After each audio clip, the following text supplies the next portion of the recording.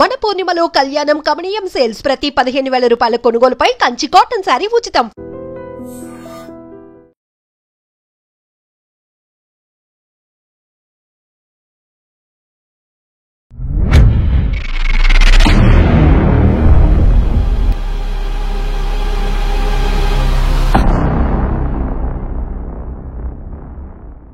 Welcome to layers of. ఈ వారం మన గెస్ట్ ఓ చిన్నారిపై అత్యాచారం చేసిన ఒక కీచకుడికి 51 సంవత్సరాల శిక్ష పడేలా ప్రాసిక్యూషన్ చేసిన special public prosecutor.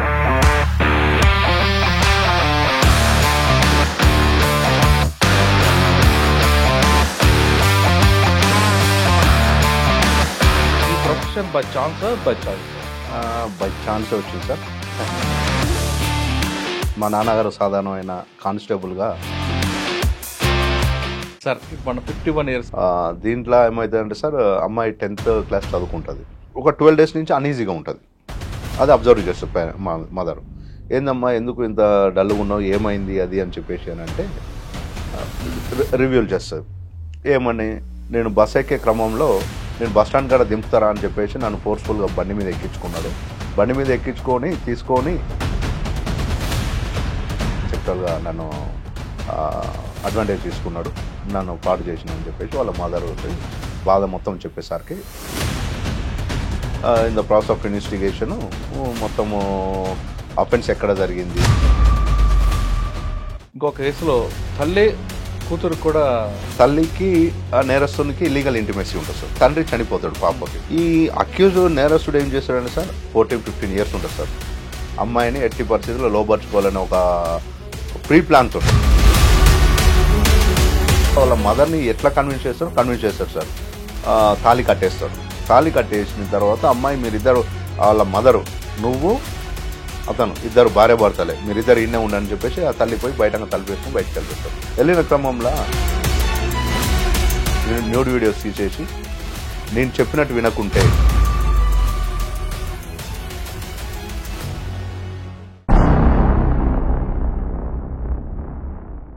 Welcome to layers of.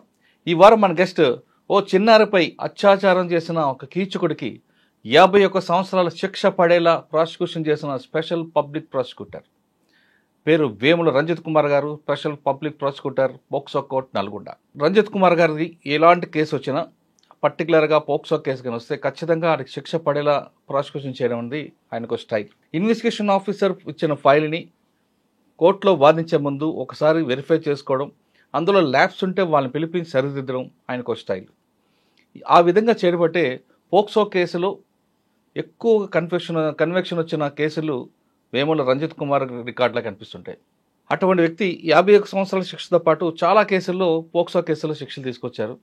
పోలీస్కి ప్రాసిక్యూషన్ మధ్యన గ్యాప్ ఉంటే కేసులు ఎలా వీగిపోతాయి, ఒకవేళ ఇన్వెస్టిగేషన్ ఆఫీసర్ సరిగ్గా చేయకపోతే కేసులు ఎందుకు వీగిపోతుంటాయి, అన్ని సాక్ష్యాలు ఉన్న తర్వాత కూడా కేసులు వీగిపోవడం కారణం ఏంటి, కేసుల్లో శిక్ష పడాలంటే ఐఓ ఏ విధంగా ఇన్వెస్టిగేషన్ చేయాలి, ప్రాసిక్యూషన్ ఎలా ప్రజెంట్ చేయాలి, వీళ్ళిద్దరి మధ్య లైజనింగ్ ఆఫీసర్ రోల్ ఏంటి అనే విషయాన్ని సార్ నేను తెలుసుకున్నాను. సార్ నమస్తే అండి. సార్ నమస్తే మంత్రి గారు. నమస్తే సార్. ముందుగా మీకు ఆ కీచకుడికి శిక్ష పడేలా ప్రాసిక్యూషన్ చేసి ప్రజెంట్ చేసినందుకు మీకు కంగ్రాట్స్ అండి. Thank you sir. Thank you very much sir. సాధారణంగా చిన్న పిల్లలపై అత్యాచారం అన్నప్పుడు మనకి ఆ వింటూనే కొంచెం మనకి ఒక బాధ అనిపిస్తుంటుంది. అట్లా ఉండడానికి కనబడగానే ఏదో చేయాలని కోపం ఉంటుంది. అవును సార్. కానీ మనకు ఒక చట్టం, న్యాయం ఉంది కాబట్టి దాంట్లో మనం ప్రొడ్యూస్ చేయాలి, ఏ మనిషికైనా సరే. అవును సార్. అటువంటి ఈ కేసులో సార్ 51 సంవత్సరాలు అంటే అది ఇంకా అయిపోయింది వాడి జీవితం అంతా అక్కడికి. సార్ ఆ కేసులో మీరు డెత్ సెంటెన్స్ వస్తుందని ఎక్స్పెక్ట్ చేస్తే లైఫ్ వచ్చింది, మీరేమో డిసప్పాయింట్ అయ్యారా? ఒకటి. రెండోది 51 సంవత్సరాలు రావడం, ఆ ప్రాసిక్యూషన్ చేయడం, ఆ కేసు వివరాలు, తర్వాత మీ రికార్డ్స్లో చాలా కన్వెషన్లు కనిపిస్తున్నాయి కాబట్టి ఒక్కొక్క కేసు అంటే చాలా కేసులు చేశారు, మీ మనసుకు బాగా నచ్చిన కేసు చెప్పే ముందు వేముల రంజిత్ కుమార్ గారి పేరెంట్స్, కుటుంబ నేపథ్యం, ఈ profession by chance by choice? By ఛాన్సే వచ్చింది సార్. నేను మాట్లాడతాను దాని గురించి. Okay sir. మీ నాన్నగారు? నమస్కారం సార్. నా పేరు వేముల రంజిత్ కుమార్ సార్. ప్రస్తుతం నల్గొండ స్పెషల్ పబ్లిక్ ప్రాసిక్యూటర్గా, పోక్సో కోర్టుగా నా విధులు నిర్వహిస్తున్నాను. మా నాన్నగారు సాధారణమైన కానిస్టేబుల్గా తన ఏం పేరు? రాములు మా రాములు గారు, మా నాన్న సాధారణ కానిస్టేబుల్ గా సాధారణ కానిస్టేబుల్ అంటే పిల్లర్ ఆఫ్ పోలీస్ వాళ్ళు సాధారణం అంటారు. కానిస్టేబుల్ గా తన కెరియర్ ని మొదలుపెట్టి ASI గా రిటైర్డ్ అయ్యి 2018లో రిటైర్డ్ అయ్యండి. తర్వాత మేము సెటిల్డ్ నల్గొండ అండి. మా ప్రాపర్ వచ్చేసి నల్గొండ డిస్టిక్ శాలిగౌరవ మండలం ఊట్కూరు గ్రామం అండి.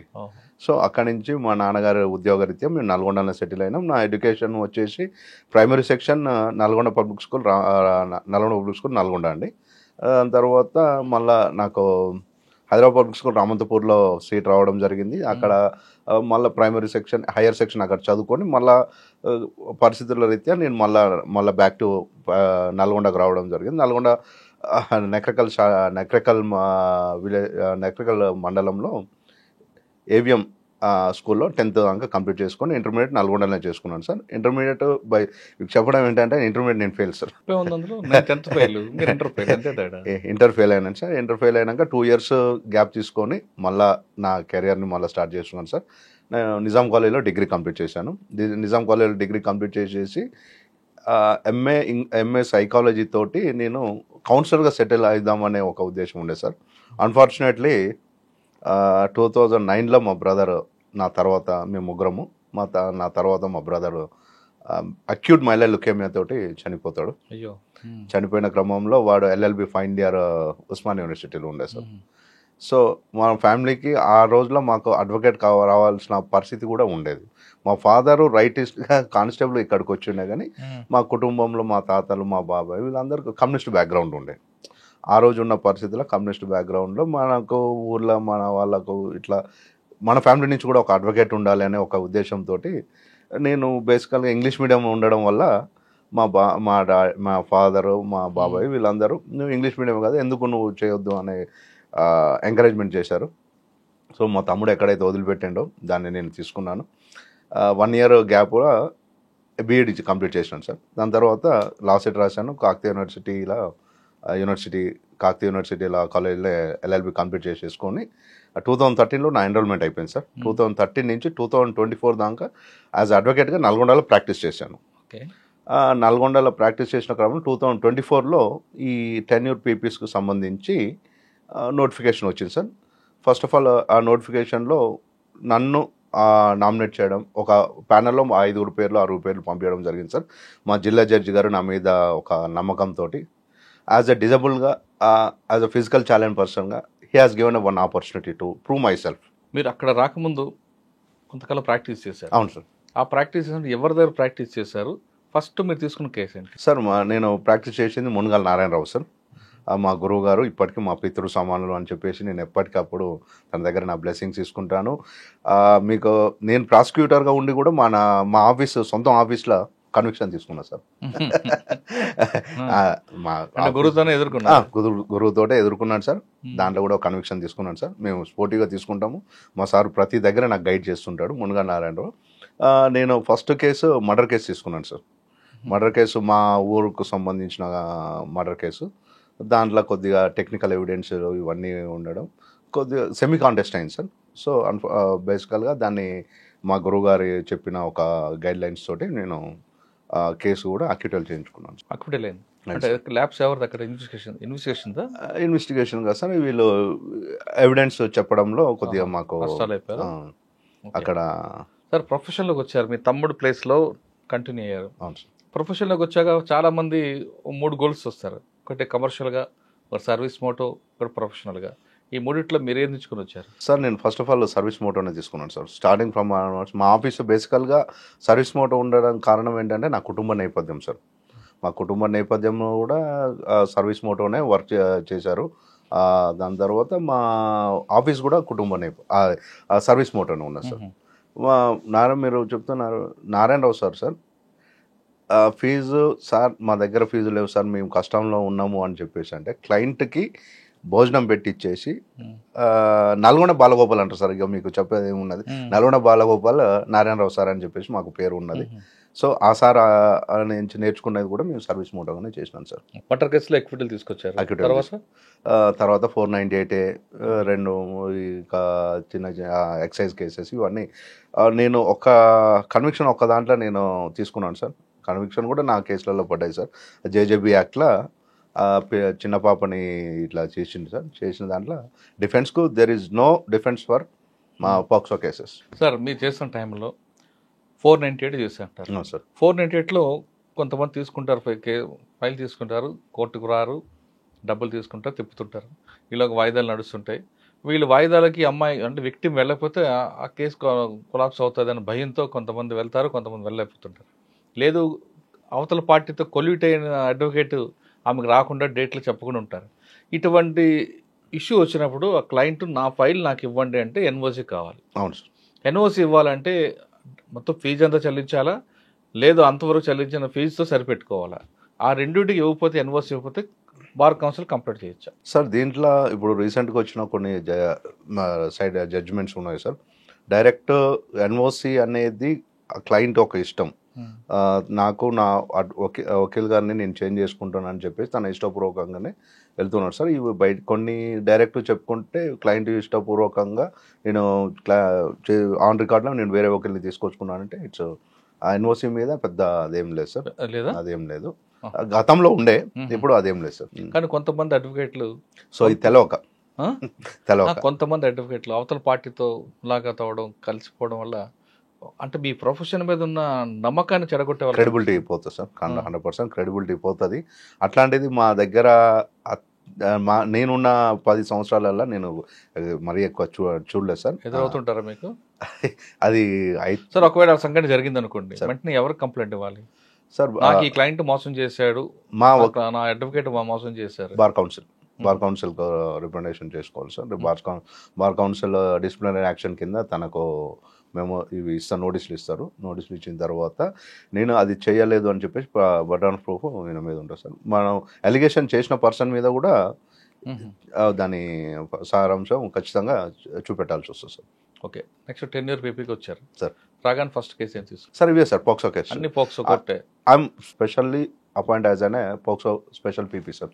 ఎన్ని కేసులు చేస్తుంటారండి ఇప్పుడు సార్? ఇప్పటిదాకా 2018 వచ్చారు మీరు?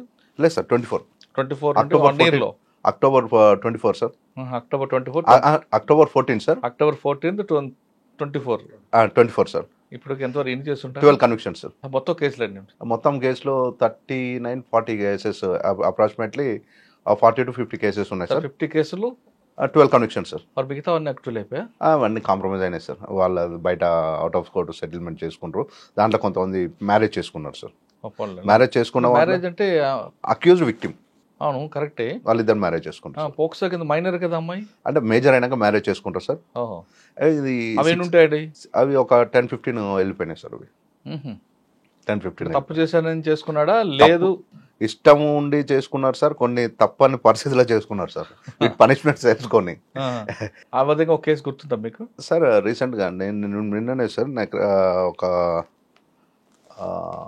సాధారణంగా వయసు మైనర్లు ఉన్నప్పుడు కలుస్తారు, ఇద్దరు కన్సిల్ అయినా. అవును సార్. కోర్టు ఒప్పుకోదు. ఆ విధంగా పెళ్లి కొంతకాలం జైలు శిక్ష కనిపించి బయటకు వచ్చి అమ్మాయి మేజర్ రేక్ చేసుకుంటే తప్పేం కాదు. ఏం కాదు సార్. కానీ అమ్మాయికి వాంటిల్ని పాడు చేసి తర్వాత శిక్ష పడుతుంది అని భయపడి పెళ్లి చేసుకున్న సంఘటనలు ఉన్నాయా? ఉన్నాయి సార్. ఇంకోటి ఏంటి సార్, ఈ అక్యూజ్డ్ విక్టిమ్ మ్యారేజ్ చేసుకున్న దాంట్లో రీసెంట్ సుప్రీంకోర్టు కూడా అన్నాను. సో ఈ కేసులల్లో victim is suffering twice. Once ఒక్కసారి అక్యూజ్డ్ విక్టిమ్ మీద అఫెన్స్ చేసినప్పుడు ఒకసారి పెయిన్ సఫర్ చేస్తుంది సార్, సఫర్ అవుతున్నది. దాని తర్వాత మ్యారేజ్ చేసుకున్న తర్వాత ఒకవేళ కోర్ట్స్ కన్విక్షన్ ఇస్తే అప్పుడు కూడా సఫర్ అయ్యేది విక్టిమే. సో ఈ బేసిస్ కన్సిడర్ చేసుకొని మ్యారేజ్ చేసుకుంటే కన్సిడర్ చేయండి అని చెప్పేసి అది మొన్న రీసెంట్ సుప్రీంకోర్టు కూడా చెప్పింది సార్. అక్విటల్ చేసేసింది ఆ కేసు. అక్విటల్ అవుతుంది. కానీ ఒకవేళ కన్విక్షన్ వస్తే మళ్ళీ ఆమె మళ్ళీ కోర్టు చుట్టూ తిరగాల్సి వస్తుంది, జైలు చుట్టూ. మళ్ళీ కన్విక్షన్ వస్తే మళ్ళీ సఫర్ అయ్యేది విక్టిమే కదా సార్. వీడిని అక్యూజ్ని నేరస్తుని పెళ్లి చేసుకోకముందు విక్టిమే సఫర్ అయింది, పెళ్లి చేసుకున్నాక కూడా విక్టిమే సఫర్ అవుతుంది. సో ఇట్లా 2 సార్లు విక్టిమే ఎందుకు సఫర్ కావాలి అని చెప్పేసి ఆ చిన్న దాంతో సుప్రీంకోర్టు ఇచ్చింది. సుప్రీంకోర్టు అటువంటి కేసు ఒకటి చెప్పండి. అట్లాంటిది మొన్న పేర్లు రివీల్ చేయొద్దు, చెప్పండి. రీసెంట్గా తిప్పర్తి సార్, నెక్రకల్ కేతపల్లి మండలంలో జస్ట్ నేను 3 days బ్యాక్ నెక్రకల్ మండలంలో అక్యూజ్డ్ విక్టిమ్ ఇద్దరు మ్యారేజ్ చేసుకుని సార్. సో దాంట్లో ఏమైందంటే సార్, అంటే ముందు ఏం జరిగింది? ముందు అమ్మాయిని ఇష్టపూర్వకంగానే వాళ్ళిద్దరి మధ్యలో ఒక రిలేషన్ ఉంటుంది. ఆ రిలేషన్ కాస్త పేరెంట్స్కు తెలుస్తుంది. తెలిసినప్పుడు మందలిచ్చినా తన ప్రవర్తన చేంజ్ చేసుకోకుండా మళ్ళీ అమ్మాయిని ఏదో కన్విన్స్ చేసేసి ఆమెతోటి ఏదో అఫెన్స్ చేయబోతాడు సార్. అఫెన్స్ చేసినప్పుడు తల్లిదండ్రులు గుర్తించేసి వాళ్ళు పోయి కేసు పెడతారు సార్. కేసు పెట్టిన క్రమంలో కేసు రిజిస్టర్ అవుతుంది. సెక్షన్ అఫెన్సెస్ అన్ని రిజిస్టర్ అవుతాయి సార్. రిజిస్టర్ అయినాక నేరస్తుని తీసుకుపోయేసి రిమాండ్ చేస్తారు. జ్యుడిషియల్ రిమాండర్ ఉంటారు. తర్వాత బెయిల్ మీద బయటకు వస్తాడు సార్. బయటకు వచ్చిన తర్వాత మళ్ళా కొంత కేసు ఛార్జ్షీట్ వేసిన తర్వాత అమ్మాయికి కొద్దిగా మేజర్ అయిన క్రమంలో పెద్ద మనుషులతోటి ఇద్దరు మధ్యలో ఒప్పించుకొని చేసేసి మ్యారేజ్ చేసుకున్నారు సార్. మ్యారేజ్ చేసుకున్నాక కూడా సార్ 3 years తిరిగిండు వాడు. కోర్టు చుట్టూ 3 years తిరిగిండు. సో 3 years తిరిగిన తర్వాత మొన్న రీసెంట్గా జస్ట్ 4 days బ్యాక్ సార్ వచ్చిన తర్వాత మనకు తెలిసింది సార్. ఏంటి అడ్వకేట్ వచ్చారా, మీ వచ్చిండ్రా, మరి సాక్ష్యం నడిపిస్తున్నాం అంటే, సార్ మేము మ్యారేజ్ చేసుకున్నాను, మీ అడ్వకేట్ అయ్యాను. ఫార్చునేట్గా అడ్వకేట్ గారు మరి ఏమైందో తెలియదు, ఒక 10-15 times కాల్ చేసింది సార్. కాల్ చేసినప్పుడు ఫోన్ రెస్పాండ్ కాలేదు, అవుట్ ఆఫ్ స్టేషన్ ఉండని అంటున్నాడు, రెస్పాండ్ కాలేదు. అట్లాంటప్పుడు ప్రాసిక్యూటర్గా ప్రాసిక్యూషన్కు ఒక శిక్షలు ఇప్పించాలని ఒక థ్రస్ట్ మాత్రమే ఉండదు సార్. ఖచ్చితంగా అది న్యాయం అనిపిస్తే దాన్ని ప్రాసిక్యూషన్ ఎంతవరకు తీసుకుపోయి బాధితులకు ఇద్దరికి న్యాయం చేయగలుగుతారు అనేది కూడా బాధ్యత మేమే తీసుకున్నాం సార్. చీఫ్ చేయించినాము. కోర్టు వారి ముందల వాళ్ళిద్దరు మ్యారేజ్ చేసుకున్నారు అని చెప్పేసి వాళ్ళు సాక్ష్యం చెప్పుకున్నారు, వాళ్ళ తల్లిదండ్రులు సాక్ష్యం చెప్పుకున్నారు. అయిపోయింది. తర్వాత జడ్జిమెంట్ కూడా నెక్స్ట్ డేనే వచ్చింది sir. So they are living happily. అంటే ఇద్దరు ఇష్టపడి చేసుకున్నారు కాబట్టి సరిపోయింది. కానీ శిక్షకు భయపడి అమ్మాయిని పెళ్లి చేసుకున్న కేసు ఉంది. అది గురంపూడి మండలం సార్. ఆర్ఎంపీ డాక్టర్గా ఉంటాడు. ఈ విక్టిమ్ వాళ్ళ మదర్కే కొద్దిగా ఏదో కాళ్ళ నొప్పులు అవి, వాళ్ళ అమ్మమ్మకి ఏదో కాళ్ళ నొప్పులు అవి ఉన్నాయి. ఇతను ట్రీట్మెంట్ చేస్తానికి వస్తాడు. బై కాస్ట్ కూడా తప్పే చెప్పుకొని వాళ్ళని ఏదో తీసుకొని వచ్చేసేసరికి ఈ విక్టిమ్ గారు వాళ్ళతో పరిచయం ఏర్పరచుకున్న క్రమంలో ఇద్దరి మధ్యలో వాటి వస్తుంది సార్. వచ్చిన తర్వాత ఈ ఎవరైతే వీళ్ళ మదర్ ఉంటుందో, విక్టిమ్ మదర్ ఉంటుందో, 1 fine day మొత్తం నిజాలు తెలుసుకున్నప్పుడు నువ్వు నీ జాగాలు నువ్వు, మా జాగాలు మేము ఉంటారు. ఆయన వీడు తీసుకొని పోతాడు సార్. తీసుకొని పోయేసి కిడ్నాప్ కేసు కింద నమోదవుతుంది. దాని తర్వాత చేస్తాడు. తర్వాత ఎవరి సందాలు వాళ్ళు ఉంటారు. మళ్ళా తర్వాత ఛార్జ్షీట్ ఫైల్ చేసిన అన్ని సీక్వెల్గా ఇట్నే వచ్చినాయి సార్. వచ్చిన క్రమంలో శిక్ష పడుతుంది అని ఒక అవగాహన అయితే ఉన్నా సార్. మేము అబ్జర్వ్ చేసిన దాంట్లో వచ్చిండు, మ్యారేజ్ చేసుకున్నాడు, తీసుకుపోయిండు, మ్యారేజ్ చేసుకున్నాడు. 8 years ఉన్నా సార్. మా దగ్గరకు వచ్చినప్పుడు ఏమో ఎంతకాలం ఉన్నారు, కేవలం ఈ కేసు అయిపోతే మాత్రము నేను అబ్జర్వ్ చేసిన 3 appoints ఉన్నాయి సార్. వీడు మ్యారేజ్ చేసుకున్న కాడి నుంచి కూడా విక్టిమ్ని చదువుకొని ఇవ్వలేదు, చదువు చెప్పట్లేదు. కనీసము వాడు ఏం సంపాదించిండో కొంత 1 తులం బంగారం పెట్టలేదు. సో వెనకంగా డబ్బులు ఏమన్నా సంపాదించకుండా ఏమన్నా పెట్టిండా అని చెప్పేసి నేను ఇంటర్వ్యూ చేసిన సార్. చేసి ఇవన్నీ ఏం లేదు, అట్లీస్ట్ నిన్ను ఏం చూసి వదిలేయాలి, ఇక్కడ ఏం చూసి వదిలేయాలి చెప్పండి అని చెప్పేసి అంటే, నో, అట్లీస్ట్ మీరు అమ్మాయిని చదువు చెప్పించినా కానీ నీ మీద నాకు ఒక కన్సెంట్ ఉండేది.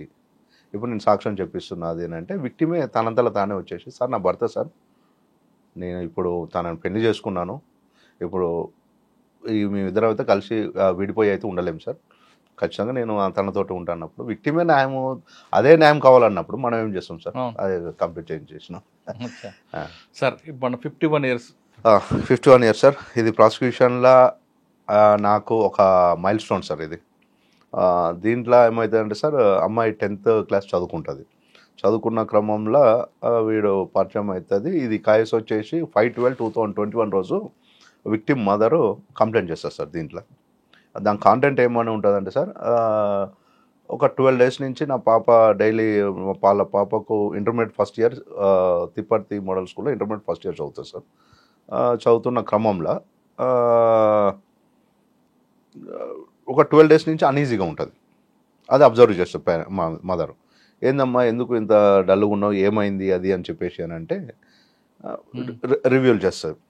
ఏమని, అమ్మా నాకు 10th classలో మా స్కూల్ దగ్గర ఇతన్ని ఐడెంటిఫై చేసి పరిచయం అవుతాడు, నన్ను వేధించేవాడు, నన్ను పెళ్లి చేసుకో, లవ్ చేయి అది అని చెప్పేసి వేధించేవాడు. ఆ వేధించే క్రమంలో నేను రిజెక్ట్ చేసినాక కొంతకాలం వదిలిపెట్టిండు. మళ్ళా తర్వాత మొన్న ఇంటర్మీడియట్ జాయిన్ అయిన తర్వాత మళ్ళీ నా వెంబడి పడ్డాడమ్మా.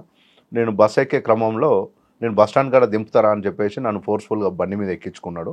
బండి మీద తీసుకొని బస్ స్టాండ్కి పోకుండా వేరే డైవర్షన్ తీసుకొని ఒక పాడుపడ ఇంటికి తీసుకుపోయేసి నిర్మానుష్యమైన ప్రాంతానికి తీసుకెళ్ళేసి తను నా మీద ఫోర్స్ఫుల్గా నా మీద సెక్షువల్గా నన్ను అడ్వాంటేజ్ తీసుకున్నాడు, నన్ను పాడు చేసినని చెప్పేసి వాళ్ళ మదర్కి బాధ మొత్తం చెప్పేసరికి ఆ కాంటెంట్ మొత్తం కంప్లైంట్ రూపంలో వాళ్ళ మదర్ పెడతారు సార్. పెట్టిన తర్వాత కేసు రిజిస్టర్ చేస్తారు. కేసు రిజిస్టర్ చేసి in the process of investigation మొత్తము అఫెన్స్ ఎక్కడ జరిగింది, ఆ ప్లేస్ రీకన్స్ట్రక్షన్ మంచిగా చేసిండ్రు. దాంట్లో నేరస్తునికి సంబంధించి ఒక బైక్ సీజ్ చేయడము, ఆ ఇంటికి సంబంధించిన ఫోటో సీజ్ చేయడము ఇవన్నీ చేస్తారు. చేసిన క్రమంలో చేసి ఛార్జ్షీట్ ఫైల్ చేసింది సార్. దీంట్లో ఇంకో ట్విస్ట్ ఏంటంటే సార్, నేరస్తుడు 2021లో బెయిల్ మీద రిలీజ్ అయిపోయిన తర్వాత ఒక 2-3 ఇయర్స్ కోర్టుకు హాజరు కాకుండా NBW బయటనే ఉంటాడు సార్. నేను వచ్చిన తర్వాత 2 కేసెస్లో ఉంటాడు వీడు. ఏంటి దీంట్లో 2 కేసులలో ఉన్నాడు, మీరు ఏం చేస్తున్నారు, నాకు ఖచ్చితంగా ఏది ఎగ్జిక్యూట్ కావాలని చెప్పేసి బాగా ప్రెజర్ అక్కడ ఉన్న మా పోలీసు వాళ్ళని సపరేట్ టీంని ఏర్పాటు చేసేసి ఇది నాకు ఎగ్జిక్యూషన్ కావాలి, ఇది last pendency case, fast track court అంటే మనకు ఫాస్ట్గానే పని చేయాలి, ఖచ్చితంగా మనకి ఇది కావాలి అని చెప్పేసి మనము ఎగ్జిక్యూట్ చేయించినాం సార్. ఎగ్జిక్యూట్ చేయించిన ఒక 1.5 monthలో ట్రయల్ స్టార్ట్ చేసినాం సార్. ట్రయల్ స్టార్ట్ చేసిన తర్వాత ఫైల్ చూసుకుంటే సార్ మనకు కావాల్సిన మెటీరియల్ ఎవిడెన్స్ అంతా ఉన్నాయి. కానీ దీంట్లో వీళ్ళు నేరస్తుని ఊరికి సంబంధించిన చాలా మంది ఉన్నారు. వీళ్ళు మనకు సపోర్ట్ చేస్తారా చేయరా? ఈ క్రైమ్లో వాని ఫ్రెండ్ని ఈ అఫెన్స్ చేసిన తర్వాత ఆ నేరస్తుని ఒక ఫ్రెండ్ని పిలిపిస్తాడు సార్. పిలిపించేసి ఈ అమ్మాయిని తీసుకుపోయి బస్ స్టాండ్లో డ్రాప్ చేయిపో అని చెప్పేసి అంటాడు. వాడు మనకు క్రూషియల్ ఎవిడెన్స్ కావాలి. అది వస్తాడు మన ముందర చెప్తాడు సార్, లేదు సార్ ఇట్లా అయింది సార్ అది అని చెప్పేసి చెప్తాడు.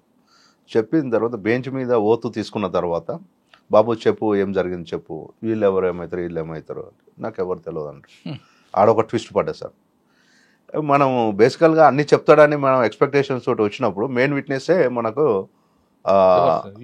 యూటర్న్ అయిపోయింది సార్. అయిపోయిన తర్వాత మళ్ళీ నెక్స్ట్ డే నుంచి ఇక నెక్స్ట్ అక్కడ ఉన్న విట్నెస్లు ఎవరెవరు ఉన్నారో మనకు కావాల్సిన విట్నెస్లు అయినా కానీ కొంతమంది గివనప్ ఇచ్చినాం సార్. గివనప్ ఇచ్చేసి మదర్ని, విక్టిమ్ని, తర్వాత కన్ఫెషన్ స్టేట్మెంట్ చేసినప్పుడు ఇద్దరు పంచులని, తర్వాత ఐఓ ఇన్వెస్టిగేషన్ పర్ఫెక్ట్ ఉన్నా సార్. తర్వాత ట్రయల్ చేసేసి మనకు కోర్టు వారి ముందర దీంట్లో మళ్ళీ విక్టిమ్ వచ్చేసి ఎస్టీ కమ్యూనిటీ సార్. ఎస్టీ కమ్యూనిటీలో మళ్ళీ మనము జస్ట్ డాక్యుమెంట్ ఒక్కటే మార్క్ చేసుకోలేదు, ఆ ఇష్యూ చేసిన ఎంఆర్ఓ గారిని కూడా తీసుకొచ్చేసి ఎవిడెన్స్గా తీసుకున్నాం సార్. అది క్యాస్ట్ సర్టిఫికేట్ కూడా మనము ఎగ్జిబిట్గా మార్క్ చేయించుకున్న క్రమంలో సార్ పోక్సో కేసులో మనకు విక్టిమ్ ఒక టెస్టిమోనీ అనేది చాలా క్రూషియల్ సార్. మన దాంట్లో అమ్మాయి యాజ్ ఇట్ ఈస్గా A to Z మొత్తం చెప్పింది సార్. చెప్పిన క్రమంలో కోర్టు కూడా దాన్ని పరిగణలోకి తీసుకున్నారు. మనకు కావాల్సిన మెటీరియల్ ఎవిడెన్స్ కూడా పెట్టేసి మనం ఆర్గ్యుమెంట్స్ కూడా చేసుకున్నాం సార్. దీంట్లో ఇంకా ఆ విక్టిమ్ ఒక defence council sir. Defence council ఆయన తీసుకున్న లైన్ ఏమంటాడంటే, వీళ్ళ విక్టిమ్ వాళ్ళ మదర్ ఫస్ట్ ఫాదర్కి డైవర్స్ ఇచ్చేసి సెకండ్ ఫాదర్కు మ్యారేజ్ చేసుకుంటుంది. వాళ్ళు తీసుకునేది నువ్వు మీరు బీసీ కదా, బీసీ కమ్యూనిటీ చేసుకున్నారు అని చెప్పేసి 1కి 4 సార్లు అడ్మిట్ అవుతారు. సో కోర్టు వారు ఎట్లా పరిగణన తీసుకుందంటే she has a father of ఆమె ఒక మొదటి తండ్రి బిడ్డ కాబట్టి బీసీ కాదు, ఆయన ఎస్టీ ఉంటాడు. సో ఎస్టీ కమ్యూనిటీకి ఎందుకే వస్తారు కాబట్టి పదే వాళ్ళు అంటున్నారు కాబట్టి అది లిటరల్గా మేము ప్రూవ్ చేయడం జరిగింది సార్. అంటే కమ్యూనిటీ కాకుండా అసలు రేప్ చేసాడా లేదని కాదంటాడా, చేశానంటాడా? చేసిండు అని అంటే అది నో ఇక దాంట్లో ఉండదు సార్. మీరు అంతా తప్పు చేస్తున్నారు, ఇదంతా కాదు అది అని చెప్పేసి చేస్తాడు సార్. చేసిన క్రమంలో ఇక్కడ ఈ పాక్సో యాక్ట్ ఎట్లా ఏమని చెప్తాడంటే sir, victim testimony is enough, burden of proof lies upon the accused. Section 29 of POCSO act presumption చెప్తారు సార్. కోర్టు వారు మీరు ఆ నేరస్తుడు నేరం చేసిందని మీరు ఖచ్చితంగా మీరు ప్రిజంప్షన్ చేసుకోండి. బర్డన్ ఆఫ్ ప్రూఫ్ అక్యూజ్ మీద ఉంటుంది. ఎట్లా చేస్తాడు అనేది బర్డన్ ఆఫ్ ప్రూఫ్ అక్యూజ్ మీద వాళ్ళు ప్రూవ్ చేసుకోలేదు సార్. మేము మంచిగా ప్రతి మార్క్ ఎక్కడ కూడా మనము ఏ పాయింట్లో కూడా వదలకుండా ప్రతి డాక్యుమెంట్ని మార్క్ చేయించుకున్నాం సార్. ఆర్గ్యుమెంట్స్ మంచిగా బెంచ్ ముందర ఆర్గ్యుమెంట్స్ చేసినాం sir. Next rest of that one bench మీద వదిలిపెట్టినాం సార్. మనకు మంచి జడ్జ్మెంట్ కూడా ఇచ్చిండ్రు సార్. ఇందులో ఎస్సీ కేసు ఒకటి ఉంది, పోక్సో ఒకటి కనిపిస్తుంది. అంటే రెండు కలిపి 51 years వచ్చిందా? అవును సార్. అంటే ఒకసారి జడ్జిమెంట్ ఏమొచ్చిందండి సార్? జడ్జిమెంట్ ఫస్ట్ పోక్సో యాక్ట్లోనేమో సెక్షన్ 5 రీడ్ విత్ 6 దాంట్లో సెక్షన్ 6 కిందనేమో 20 years, 366A కిందనేమో కిడ్నాప్ కిందనేమో 10 years, 30 506 బెదిరించడం దాని కింద 1 year ఇచ్చింది సార్. 31 ఈ she belongs to ST community కాబట్టి ప్రూవ్ అయింది కాబట్టి దాంట్లో 20 years సార్. 51 years. కానీ విక్టిమ్కి ఏం బెనిఫిట్ ఏముందండి? 10 lakhs compensation sir. First case నమోదైనప్పుడేమో 3 lakhs కంపెన్సేషన్ ఇచ్చింది సార్. నెక్స్ట్ మొన్న 7 lakhs కూడా కాంపెన్సేషన్ ఇచ్చింది సార్. గవర్నమెంట్ ఇస్తుందండి? గవర్నమెంట్ ఇస్తుంది. ప్రతి నేను తీసుకున్న కన్విక్షన్లో సార్ ప్రతి దాంట్లో 10 lakhs కాంపెన్సేషన్ సార్ గవర్నమెంట్ ఇస్తుంది సార్. సార్ ఇప్పుడు వాడు జైలుకి వెళ్తాడు సార్. మనకి 85,000 రూపాయల ఫైన్ కూడా ఇచ్చింది సార్. 85,000 రూపాయల ఫైన్. ఆ ఫైన్ కూడా విక్టిమ్కే కట్టాలి సార్. ఇక్కడ నిజంగా జరిగి ఉండొచ్చు, కాదనట్లేదు. కానీ బస్ స్టాండ్లో దిగి కార్లో బైక్ మీద తీసుకెళ్తున్నప్పుడు ఆమె గట్టిగా అరవడం కానీ ఏమి చేయలేదు. 506 ఉంది కదా సార్, బెదిరించాడు. అవును సార్, బెదిరించిండు చేస్తారు. లిటరల్లీ అమ్మాయి బంద్ ఎక్కుతుంది కూడా కారణం ఏంటంటే సార్, అమ్మాయి 10th classలో అక్కడనే వీడు కార్ డ్రైవర్ అక్కడనే అదే ఏరియాలో పని చేసుకుంటూ ఫెమిలియర్గా ఐడెంటిఫైడ్ పర్సన్ కదా సార్. ఐడెంటిఫైడ్ పర్సన్ తెలిసిన ఆ పిల్లలకు, చిన్న పిల్లలకు వాళ్ళకు అంత మెచ్యూరిటీ ఏముంటుంది సార్. అరే మనోడు మన అనే ఒక అన్న ఏదో వాళ్ళ భావన వాళ్ళు ఉంటారు సార్. వీరు నేరస్తుని భావన వేరే ఉంటుంది, పిల్లల భావన వేరే ఉంటుంది కదా సార్. సో అక్కడి నుంచి ఫర్లాంగ్ నడిచేదానికంటే అక్కడ డ్రాప్ చేస్తా అంటుండు కదా అని చెప్పేసి అది ఆ గుడ్డి నమ్మకంతో వెళ్ళిపోయింది సార్. అయ్యో, అది ఆ విధంగా జరుగుతుంది సార్. ఇంకొక కేసులో తల్లి కూతురు కూడా అది 1 Town పోలీస్ స్టేషన్ పరిధిలో అవుతుంది సార్. ఇది 2022లో అవుతుంది సార్. ఇది తల్లికి నేరస్తునికి ఇల్లీగల్ ఇంటిమేసీ ఉంటుంది సార్. తండ్రి లేడా? తండ్రి లేడు. తండ్రి చనిపోతాడు పాపకి. ఇల్లీగల్ ఇంటిమేసీ అక్యూజ్ తోటి ఉంటుంది. ఈ అక్యూజ్ నేరస్తుడు ఏం చేస్తాడంటే సార్, ఒక డెవిల్ ఐ చేస్తాడు అమ్మాయి మీద. ఆ అమ్మాయి 14-15 years ఉంటుంది సార్. అమ్మాయిని ఎట్టి పరిస్థితుల్లో లోపరుచుకోవాలని ఒక ప్రీ ప్లాన్ తోటి వాళ్ళ మదర్ని తోటి ఇల్లీగల్ ఇంటిమేసీ ఉన్నది. సో ఇంకా కొనసాగించుకుంటూ వస్తాడు సార్. వచ్చిన తర్వాత వాళ్ళ మదర్ని ఎట్లా కన్విన్స్ చేస్తాడు సార్. తాళి కట్టేస్తాడు అమ్మాయికి తాళి కట్టేస్తాడు. తాళి కట్టేసిన తర్వాత అమ్మాయి మీరిద్దరు, వాళ్ళ మదరు, నువ్వు అతను ఇద్దరు భార్యాభర్తలే, మీరిద్దరు ఇన్నే ఉండని చెప్పేసి ఆ తల్లి పోయి బయటగా తలుపేసుకుని బయటికి వెళ్తారు సార్. వెళ్ళిన క్రమంలో అమ్మాయి యొక్క న్యూడ్ వీడియోస్ తీసేసి, నేను చెప్పినట్టు వినకుంటే ఈ అమ్మాయికి ఇంకో తమ్ముడు ఉంటాడు సార్, నేను చెప్పినట్టు వినకుంటే నిన్ను నీ తమ్ముడిని చంపేస్తా, ఈ వీడియోస్ అన్నీ మొత్తం బహిర్గతం చేసేస్తా అని చెప్పేసి బాగా బెదిరిస్తాడు సార్. బెదిరించిన క్రమంలో పాపం అమ్మాయి ఏం చేయాలో ఏం తోచక నెక్స్ట్ డే వాళ్ళ గ్రాండ్ ఫాదర్ వాళ్ళకు రిలేటివ్స్కు చెప్తాడు సార్. చెప్పిన తర్వాత వాళ్ళందరూ వాడిని పిలిపించేసి, నీకు పెళ్ళయింది, ఎందుకు ఇట్లా చేస్తున్నావు, ఇది తప్పు కాదు అని చెప్పేసి వార్నింగ్ చేసి వీళ్ళందరూ కలిసి పోలీస్ స్టేషన్ పోతారు సార్. పోలీస్ స్టేషన్ పోయి పోలీస్ స్టేషన్ కంప్లైంట్ ఇస్తారు సార్.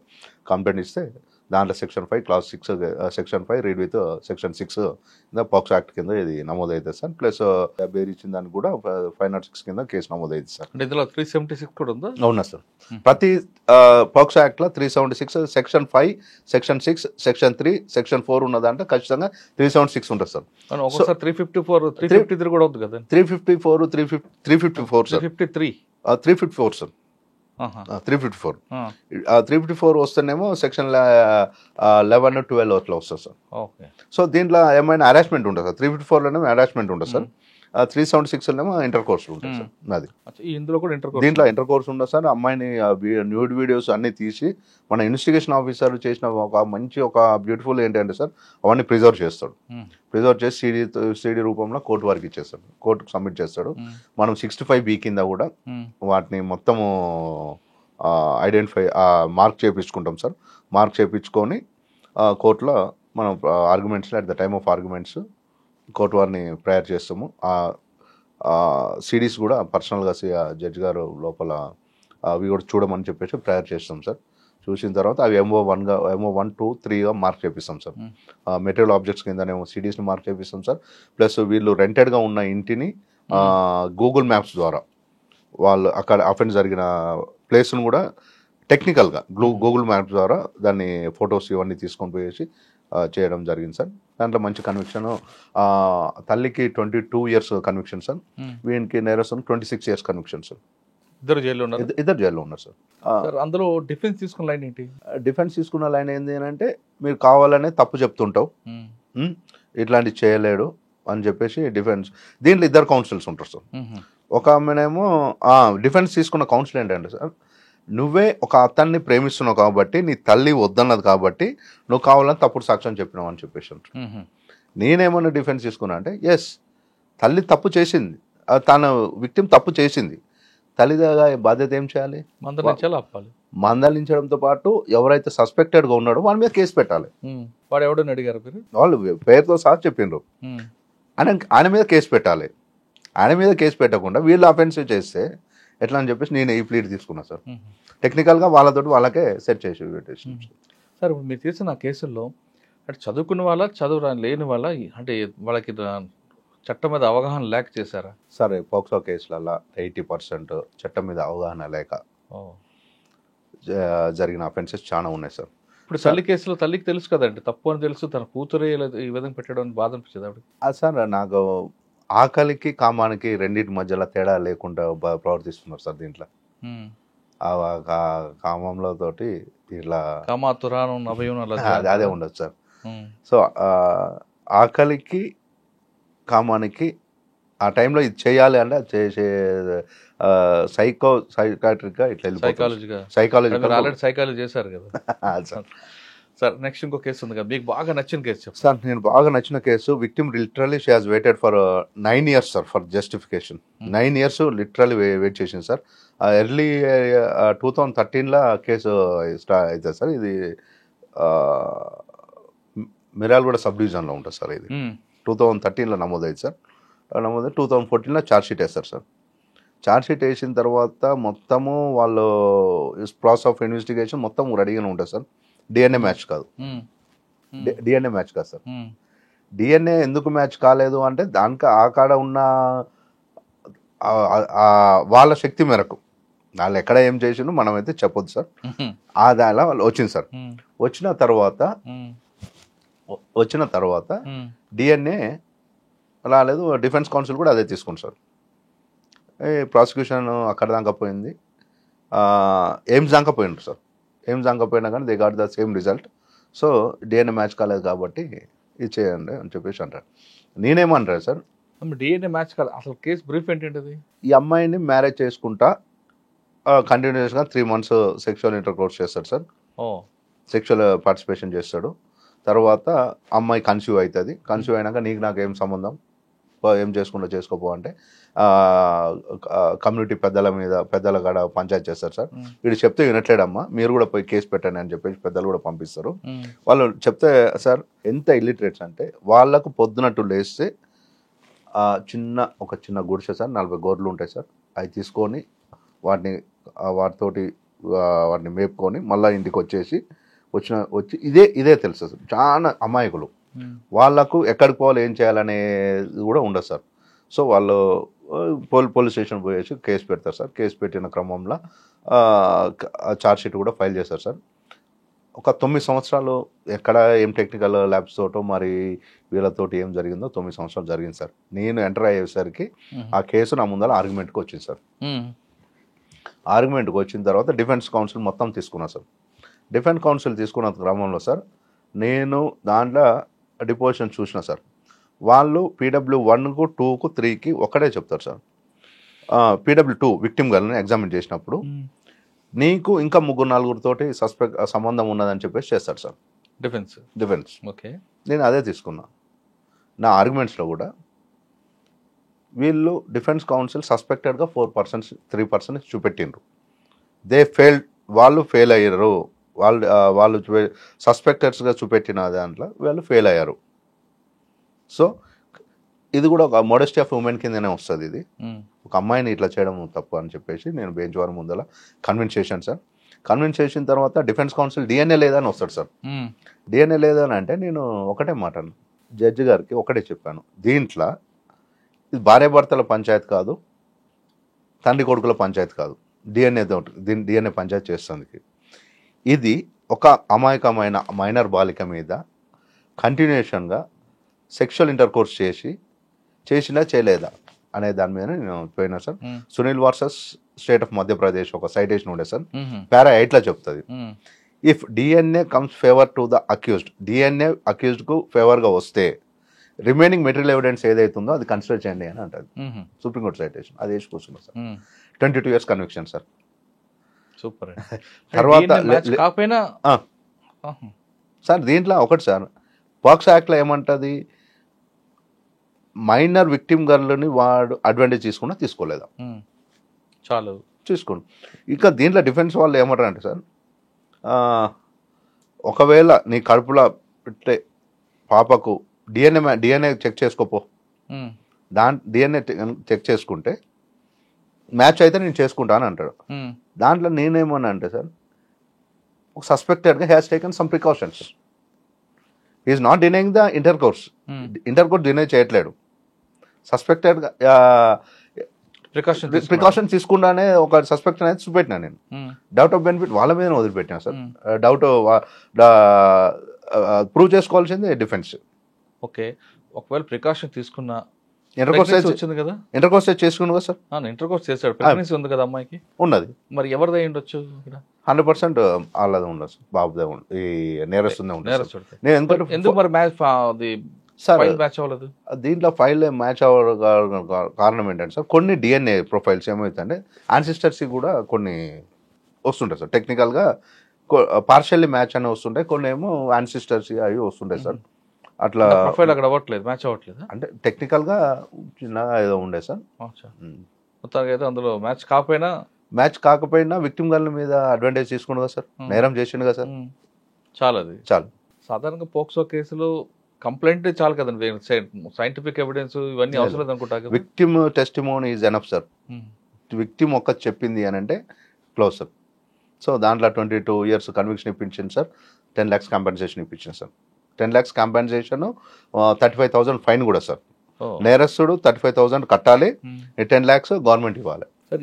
ఇటువంటి కేసులు జరుగుతున్నప్పుడు అక్యూజర్ సాధారణంగా సౌండ్ పట్టి ఉంటాడు, ఏదో రకంగా అవతల వ్యక్తులు మేనేజ్ చేయాలని. మిమ్మల్ని మేనేజ్ చేయడానికి ఎవరైనా ప్రయత్నం చేశారా సార్? సింగిల్ వర్డ్గా గెట్ అవుట్ అంట సార్. గెట్ అవుట్ అన్న కూడా సార్, సింగిల్ వర్డ్లో గెట్ అవుట్ అన్న ట్రై చేశారు. అదే వస్తాయి సార్, అవి వస్తూనే ఉంటాయి. ఇక స్మూత్గా డీల్ చేసేసి sorry I'm not that type of అని చెప్పేసి. ఇంకేం బాగా గుర్తున్నాడు మీకు సార్? ఇంకొకటి ద వర్స్ట్ కేస్ సార్, నేను ఫస్ట్ కన్విక్షన్ తీసుకున్నా సార్. ఒక తండ్రి బిడ్డ మీద లైంగికంగా, సొంతం తండ్రి సార్. దాంట్లో నా ఆర్గ్యుమెంట్లో లిటరల్లీ నేను కన్నీళ్ళు పెట్టుకున్నా సార్. దాంట్లో ఏమంటా, న్యాచురల్ గార్డెన్ ఎవరైతే ప్రొటెక్ట్ చేయాలనో అతనే ఈ నేరానికి పాల్పడితే ఈ పిల్లల్ని ఎవరు కాపాడుకుంటాం మనము అనే ఒక లైన్ తీసుకొని చేసినాను sir. That was one of beautiful arguments. The first conviction charge తీసుకున్నాక ఫస్ట్ కన్విక్షన్ అదే సార్. నా 20 years. వాళ్ళకి కూడా ఉన్నారు డిఫెన్స్ ఉన్నారు. ఏమంటారు? ఆయనే ఉంటాడు, చేయలేదు అని అంటాడు సార్. ఎవరు చేశారట? చేయలేదు అని అంటే రుజువు చేసుకోవాలి కదా సార్ వాళ్ళు. ఇక దాంట్లో ఎఫ్ఎస్ఎల్ కూడా వస్తుంది సార్. ఓకే, మీరు ఆ అక్యూజ్తో మాట్లాడి ఉంటారు కదా ఆర్గ్యుమెంట్ చేస్తున్నప్పుడు? నేను ఎట్లనే అక్యూజ్తో నేను మాట్లాడాను సార్. ఆర్గ్యుమెంట్ చేసినప్పుడు అడుగుతారు కదా, వాళ్ళ అడ్వకేట్ తోటే మాట్లాడు, డిఫెన్స్ కౌన్సిల్ తోటే ఉంటుంది సార్ మా ఆర్గ్యుమెంట్స్ మొత్తం. డిఫెన్స్ కౌన్సిల్ నేను చీఫ్ చేశాను సార్. నెక్స్ట్ క్రాస్ చేసేటప్పుడు వాళ్ళు ఐవో మాట్లాడి ఉంటారు కదా, ఐవోతో మాట్లాడి ఉంటారు కదా. ఐవో ఏం చెప్తున్నారండి? వాడు ఎందుకు చేశాడు? తాగున్నాడా లేదు తెలివి ఉండే చేశాడు సార్? బేసికల్గా దీంట్లో తెలివి ఉంటుంది. అవి భార్యాభర్తల మధ్యలో ఒక డిస్ప్యూట్ ఉంటుంది సార్. వాళ్ళ అమ్మవారింటికి వెళ్ళిపోదు సార్. నేను మళ్ళీ రేషన్ కార్డులు ఇవన్నీ తెంపించుకొని వస్తా అని చెప్పేసి వచ్చిన క్రమంలో మళ్ళీ వాళ్ళ భార్య ఏదో బయటికి వెళ్ళిపోతుంది సార్. పాప ఒక్కతే ఉంటుంది. ఆ క్రమంలో వాడు రాక్షసుడు. ఇక దాన్ని మనం ఎంత వయసు అమ్మాయికి? 10 years సార్. మీరు ఇందాక అన్నారు కదా ఆకలి కామానికి కామన్ తేడా ఉండదండి. 10 years సార్. FSL కూడా ఉన్నా సార్ దాంట్లో. తన అమ్మాయి విక్టిమ్ క్లోజ్ మీద 7 spermatozoa దొరుకుతుంది సార్. FSLగా ప్రూవ్ అయింది సార్. దాన్ని కూడా మార్క్ చేయించాం. ఎక్కడ టెక్నికల్గా ఏ ఎవిడెన్స్ కూడా నేను మిస్ చేయను సార్. ప్రతిదీ క్షుణ్ణంగా చూసుకొని బెంచ్ ముందు పెట్టినాను సార్. సార్ మీరు చేసిన కేసుల్లో ఫస్ట్ ఐఓ ఫైల్ వస్తుంది, ఐఓ కూడా కొన్ని ఇన్వెస్టిగేషన్ తప్పులు కనిపిస్తుంటాయి. అటువంటి ల్యాబ్స్ కనిపించినప్పుడు మీరు పిలిపించి వాళ్ళని కొంచెం చెప్తారట కదా? చెప్తాను సార్. ఆ విధంగా గుర్తున్న కేసు ఒకటి చెప్పండి సార్. బేసికల్గా ఐఓలో ఏం చేస్తారంటే సార్, మెటీరియల్ ఆబ్జెక్ట్స్ సీజ్ చేస్తారు సార్. ఇప్పుడు నా సెల్ ఫోన్ ఉంటుంది సార్, నా సెల్ ఫోన్ సీజ్ చేసింది అనుకోండి సార్, అథెంటికేషన్ అందరూ చేస్తారు అనట్లేదు సార్, కొంతమంది. అంటే ఆ రోజు ఆ కేసు యొక్క గ్రావిటీని బట్టి, ఆ ప్రెజర్ని బట్టి ఈ కేసుని తొందరగా చేయాలి, దీంట్లో ఒక మంచి రిజల్ట్ తీసుకోవాలని ఇది కూడా పాజిటివ్గానే ఉంటారు సార్. మా వాళ్ళు కూడా పాజిటివ్గా చేయాలి, దీన్ని కూడా తొందరగా కంప్లీట్ చేయాలి అనే ఉద్దేశంతో కొన్ని మర్చిపోతుంటారు సార్. అట్లా కొన్ని ఉంటాయి సార్. కొన్ని బైక్ ఇవన్నీ సీజ్ చేస్తుంటారు సార్. సీజ్ చేసినప్పుడు బైక్ ఓనర్ వేరే వాళ్ళు ఉంటారు సార్, క్రైమ్లో యూజ్ అవుతుంది సార్. ఆ crime how so for the bike was involved అనే దాని మీద వీళ్ళు ఆ బైక్ ఓనర్నైనా కొద్దిగా విట్నెస్గా తీసుకునే ప్రయత్నం కూడా చేయరు సార్. అది ఎందుకంటే రేపు మళ్ళీ ఎందుకు చేయరు అనేది కూడా చెప్తారు సార్. ఎందుకంటే మళ్ళీ రేపు ఈ బైక్ వాందే కదా, నేరస్తునికి సపోర్ట్ చేస్తాడు కదా, దీంతో నాకెందుకు యూజ్ అని చెప్పి చేయరు సార్. అట్లా సార్ మీరు తీసుకున్న అన్ని కేసుల్లో కన్విక్షన్తో పాటు అక్విటల్ కూడా ఉన్నాయి. అవునా సార్? ఒకటి అక్విటల్ చెప్పండి, దానికి రీజన్ చెప్పండి సార్. అక్విటల్ రీసెంట్గా గుడిపల్లి పోలీస్ స్టేషన్ సార్. దాంట్లో విక్టిము డిసీజ్డ్ సార్, అమ్మాయి చనిపోతుంది, మర్డర్ చనిపోతుంది సార్. చనిపోయిన క్రమంలో మనము పేరెంట్స్ సపోర్ట్ చేయరు సార్, డిసీజ్డ్ పేరెంట్స్ సపోర్ట్ చేయరు. జస్ట్ నేను పోస్ట్ మార్టం రిపోర్ట్ ఒక్కటి నేను బేస్ చేసుకున్నాను సార్. దాంట్లో 5x2x6 ఒక ఇంజురీ, వెజనల్ పార్ట్ కూడా ఇంజురీ అని ఉంటుంది సార్. అంటే అది చాలా సివియర్ ఇంజురీ. దాన్ని బేస్ చేసుకొని 164 స్టేట్మెంట్ రికార్డ్ చేపిస్తాం సార్. సిఆర్పిసి 164 స్టేట్మెంట్ మ్యాజిస్ట్రేట్ తోటి. దాంట్లో ఐడెంటిఫికేషన్ పరేడ్ కూడా చేస్తారు సార్. ఐడెంటిఫికేషన్ పరేడ్ చేసినప్పుడు సార్ వీళ్ళు ముగ్గురు వాళ్ళని నేరస్తులని ఐడెంటిఫై చేసిందని చెప్తారు సార్. ప్లస్ 164 స్టేట్మెంట్లో వాళ్ళు కూడా చెప్తారు సార్. చెప్పిన క్రమంలో నేను అదే బేస్ చేసుకొని 164 పోస్ట్ మార్టం రిపోర్ట్ బేస్ చేసుకొని చూసుకున్నా సార్. దాంట్లో మిస్ఫైర్ అయింది సార్, పోయింది. దాంట్లో టెక్నికల్గా ఏమంటాం సార్, కనెక్టివిటీ రాసాం. పోస్ట్ మార్టం రిపోర్ట్లో ఏమైనా ఉంటుంది sir, death due to heavy bleeding, cardiac arrest అని చెప్పేసి సింపుల్గా రాస్తారు సార్. ఆ హెవీ బ్లీడింగ్ ఎందుకు అయింది అని చెప్పేసి రాసి ఉంటే ఎలా ఒకటి మంచిగా ఉండదు సార్. ఇదే కేసులో అఫీషియల్ విట్నెస్ పంచాయత్ సెక్రటరీలు 2 ఉన్నారు సార్. వాళ్ళు కూడా కంప్లీట్గా హాస్టల్ అయిపోయారు, మనకు సపోర్ట్ చేయలేదు సార్. సార్ ఈ కేసులన్నీ ముందు తెలియదా ఇలా జరుగుతుంటాయని? ఐవో కానీ లేదు మీరు ఫైల్ చూసినప్పుడు కానీ ఈ విధంగా జరగచ్చని మీరు వాళ్ళకి ఆ ల్యాబ్స్ ఉన్నాయనే విషయాన్ని ఐడెంటిఫై చేయలేదా మీరు? సార్ దీంట్లో మనకు డైరెక్ట్ ఆల్రెడీ పార్ట్ హెడ్ ట్రయల్లో వచ్చింది సార్. నాకు పార్ట్ హెడ్ ట్రయల్లో వచ్చింది, అయినా దాన్ని వాళ్ళకు ఒక షోరింగ్ అనేది చూపెట్టినా సార్. ఖచ్చితంగా దీంట్లో కన్విక్షన్ తీసుకోవాలని గట్టిగా ప్రయత్నం చేసిన సార్. సో దాంట్లో కొన్ని ల్యాక్స్ తోటి మిస్ అయిపోయింది సార్, మిస్ఫైర్ అయింది సార్. కానీ ఇది చేయడం వల్ల దీంట్లో ఒకవేళ డిసీజ్డ్ పేరెంట్స్ మాకు న్యాయం కావాలి అని వచ్చి ఉండుంటే, నేను ఈ టెక్నికల్ తోటి పొయ్యి ఉండుంటే బాగా బాధపడేటోండి సార్. డిసీజ్డ్ పేరెంట్స్ సపోర్ట్ చేయకుండా దీంట్లో నేను పాక్సో కేసెస్ అంటే సార్ మీకు చెప్పాలనుకున్న ఒకటే sir, it is not an individual case sir. It shows an impact on the society. Society మీద ఇంపాక్ట్ చూపిస్తుంది కాబట్టి దీన్ని ఒక నేరస్తులకు ఒక భయం అనేది చూపెట్టాలి. ఎట్లయినా ఈ పిల్లల జోలికి పోతే మనము హెవీ పనిష్మెంట్స్ ఉంటాయని చెప్పేసి ఒక వాయిస్ బయటికి రావాలని చెప్పేసి మనం కూడా ప్రయత్నం చేసినాం సార్. గవర్నమెంట్ ఇంటెన్షన్ కూడా అదే కదా, పోక్సో పెట్టింది అందుకు. గవర్నమెంట్ కూడా మంచి ప్రికాషన్స్ ఇవన్నీ తీసుకుంటుండ్రు సార్. అయినా ఈ నేరాలు ఎందుకు తగ్గట్లేదు అంటే lack of awareness on this act sir. Section 43 కూడా మీకు చెప్తా సార్. మీకు కూడా మీడియాకు, print media, electronic media and ఎన్జిఓస్కు ప్రతి ఒక్కరికి ఈ చట్టం మీద అవగాహన తీసుకోవాల్సిన బాధ్యత మీకు కూడా ఉన్నది. Section 43 of POCSO act. దీంట్లో ఏమైందంటే సార్, మీకు literally polio, HIV AIDS programme, అక్షరాస్యత ఏ విధంగానైతే ఈ పబ్లిక్లకు ఎట్లయితే పోయినాయో ఈ యాక్ట్ కూడా అట్నే పోవాలి సార్. అప్పుడే మనం కంట్రోల్ చేయగలుగుతాం. అంటే యాక్ట్ పోవాలంటే ఏం చేయాలి? శిక్షణ మీద అవగాహన కల్పించాలా? అవగాహన ప్రతి దగ్గర అవగాహనతో పాటు ఒక సోషల్ అవేర్నెస్ రావాలి. కుటుంబంలోనే ఒక రెస్పాన్సిబిలిటీ అనేది రావాలి. పిల్లలకు ఆడపిల్లల్ని ఎట్లా చూసుకోవాలి, ఆడపిల్లల్ని ఏ విధంగా మనం మాల్వ్ చేసుకోవాలి. ఇంట్లో ముందు బుద్ధి చెప్పుకోవాల్సింది మన ఇంట్లో మన పిల్లలకు మనమే. అంటే కేవలం ఆడపిల్లలతో పాటు మగపిల్లలు సార్, మగపిల్లలకు ఫస్ట్ ఏ ఆడపిల్లనైనా మంచిగా చూసుకోవాలి అని చెప్పాల్సుకున్న బాధ్యత తల్లిదండ్రుల మీద ఉన్నది, మా పిల్లల మీద. Sir POCSO act not only for girls, children below 18 years. Children below 18 years. Sir మీరు చాలా కేసులు చూసారు కదా సార్.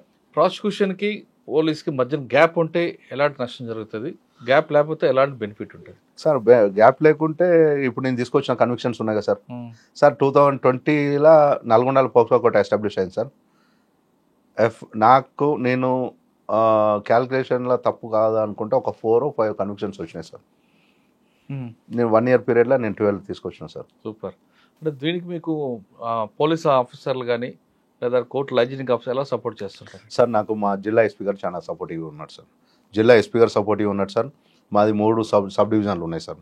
3 సబ్ డివిజన్లలో ముగ్గురు డిఎస్పీ నల్గొండ, మిర్యాలగూడ, అంటే దేవరకొండ సార్. 3 సబ్ డివిజన్లో డిఎస్పీ గారు వాళ్ళకి ఎప్పుడు ఫోన్ చేసినా నాకు ఇది కావాలి, దీంట్లో ఇది కావాలి అన్నట్టు వాళ్ళు రెస్పాండ్ అవుతారు సార్. డైరెక్ట్గా నాకు ఎస్పీ గారు మంచి లైజనింగ్ ఉంటుంది సార్.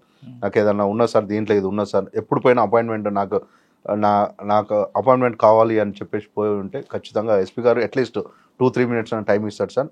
నేను చెప్పేది వింటాడు సార్. విన్న తర్వాత పీపీ గారికి ఏది కావాలో అది చేయండి సార్, చేయండి అని చెప్పేసి చెప్తారు సార్. ఎస్పీ గారు కానీ సీనియర్ ఆఫీసర్లు ఎవరో ఒకరు ట్రయల్ నడుస్తున్నప్పుడు వచ్చి కోర్టులో కూడా కూర్చుంటారంటే నిజమా? వస్తారు సార్ కొంతమంది. ఇప్పుడు వాళ్ళ బిజీ షెడ్యూల్స్ తోటి రాలేకపోతున్నారు సార్, కానీ ఇంటెలిజెన్స్ వాళ్ళు అందరూ వస్తారు sir. Sir POCSO court completely observation in the presence of supreme court and high court sir. వీళ్ళ సూపర్విజన్ ఉన్నారు సార్. సార్ ఫైనల్గా చెప్పండి సార్, ఇంకా మీ గోల్ ఏంటి సార్? అన్లెస్ నేను పోక్సో పీపీగా ఉన్నన్ని రోజులు 100% I do my best for the serving the justice to the victims. 100% ఎక్కడ కూడా ఈ సిస్టంలో నాకు ఇచ్చిన బాధ్యతని నేను నెరవేరుస్తాను. ఎక్కడ కూడా నేను చేయను సార్. నేను ఇది నేను చేయలేను అనుకున్న రోజు నేను తప్పుకుంటా సార్. సార్ ఇక్కడ ఇంకో క్వశ్చన్ వస్తుంది మీకు. టెన్యూర్ పీపీకి రెగ్యులర్ పీపీకి వర్క్ లోడ్ ఎలాగుంటుంది? టెన్యూర్ పీపీకి ఉన్న టాస్క్ ఎలాగుంటుంది? సార్ రెగ్యులర్ పీపీకి టెన్యూర్ పీపీకి ఉండే తేడాలు ఏముంటాయండి సార్? టెన్యూర్ పీపీ ఇవాళ దాకా డిఫెన్స్ కౌన్సిల్గా ఉన్న తను సడన్గా ఆల్ ఆఫ్ ద సడన్గా ఓవర్ నైట్గా పీపీగా వచ్చేసి తన విధులు నిర్వహించుకునే క్రమంలో సహచరులతోటే ఢీకొనాల్సి వస్తుంది సార్. సహచరులతోటే ఢీకొనాల్సి వస్తుంది సార్. సహచరులు కూడా అన్న సందర్భాలు కూడా ఉన్నాయి సార్. రేపు డిఫెన్స్గా రావా అని అన్నారు సార్. నేను వాళ్ళకు కూడా నేను ఆన్సర్ ఇచ్చిన, డిఫెన్స్గా వస్తా. డిఫెన్స్గా ఉన్నప్పుడు నేను నీ దగ్గరకు రాలేదు, డిఫెన్స్గా వచ్చినాక కూడా రేపు నీ దగ్గరకు రాను. అప్పుడు నా కేసు నాకే ఉంటుంది, నీ కేసు నీకే ఉంటుంది అనే క్రమంలో వాళ్ళకు సహజ చెప్పడం జరుగుతుంటుంది సార్.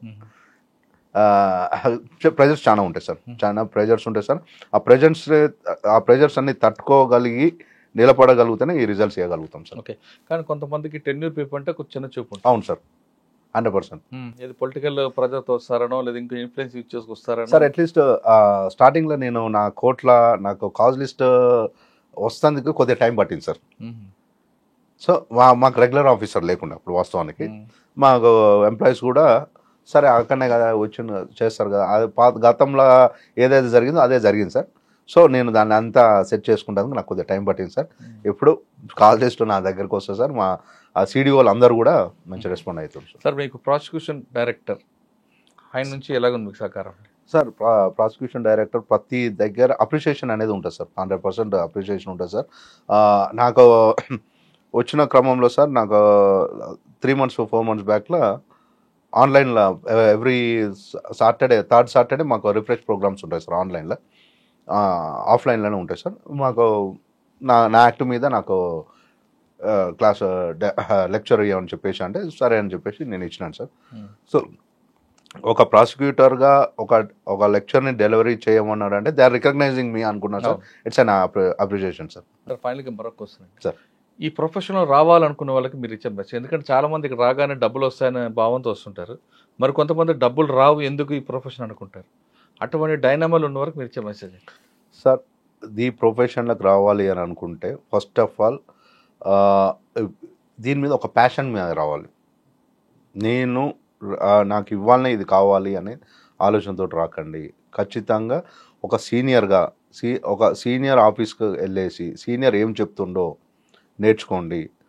మనం స్కూల్కు ఎప్పుడైతే జాయిన్ అయ్యి ప్రైమరీ సెక్షన్లో మనం జాయిన్ అయితే బేసిక్స్ ఏవైతే నేర్చుకుంటామో ఆ బేసిక్స్ నేర్చుకున్న తర్వాతనే మీరు ఎక్స్పెక్ట్ చేయండి. ఒక ఓపిక అనేది, పేషెన్సీ అనేది ఉండాలి sir. Without patiency you can't do anything. ఈ ప్రొఫెషన్ రావాలనుకున్న వాళ్ళకి ఖచ్చితంగా ప్యాషన్ ఉన్న వాళ్ళు మాత్రమే రండి, లేదా రాగానే డబ్బులు ఆశిస్తే ఈ ప్రొఫెషన్ వద్దు అంటున్నారు వేముల రంజిత్ కుమార్ గారు. ఇక మీడియా బాధ్యత. మీడియా కూడా పోక్సో కేసు మీద అవగాహన కల్పించాలి.